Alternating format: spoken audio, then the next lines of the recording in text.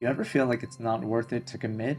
Or once you do commit to a relationship, it ends up going downhill. She starts to take you for granted, she starts to be more bratty, and you just feel like it didn't make sense to commit because it just goes downhill from there. And perhaps you haven't even thought about it. A lot of my guy friends, ones who haven't committed, they don't know why. And I want to show you 3 of the best relationship tips on commitment and why that whole picture of not committing is wrong, and maybe even show you why you haven't committed. This really starts with your intuition, because if you are with some women and you're not committed yet, it's your intuition that's telling you, hey, it's not right fit for you. And in most cases, you still value the whole companionship with women and being around them, but you just know that this isn't the right one to end up marrying or being in a relationship with, or maybe you're jaded from the whole relationship aspect. But from what I've seen, the friends who have really a strong, powerful connection and where the relationship feels right, they've always leapt into it. It hasn't been something where they're like, I waited a while, like I wasn't sure.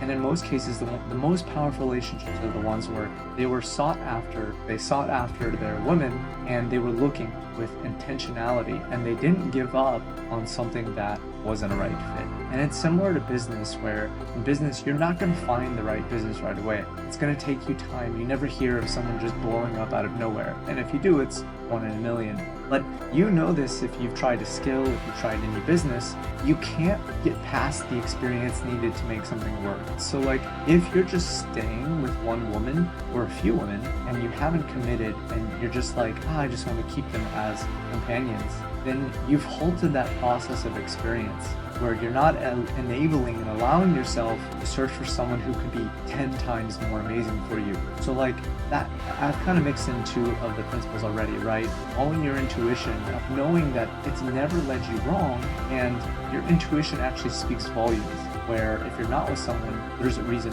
for it. And then the second being, you cannot neglect experience. You can't stop that process of not trying to find the right person for you. And if you do, you're just staying in comfort. And you might be working on other things in your life, and that's totally fine. But just realize that that process to find the right girl isn't going to be magical. It's really is going to take work, and it's going to take seeking and searching for you. And finally, it's this whole concept that Hollywood paints, where it's like you've kind of been shown a picture of relationships, and you think that that's maybe what it's supposed to look like, whether it's all about emotions and feelings, or maybe even through porn. But if you've ever gone to a restaurant that was like super overhyped and the images are like so good, and you're like, wow, I gotta try this, and you try it, and it doesn't even taste good, it's that same picture, because a fantasy overstimulates your brain, and you're just like, yo, this is gonna be amazing.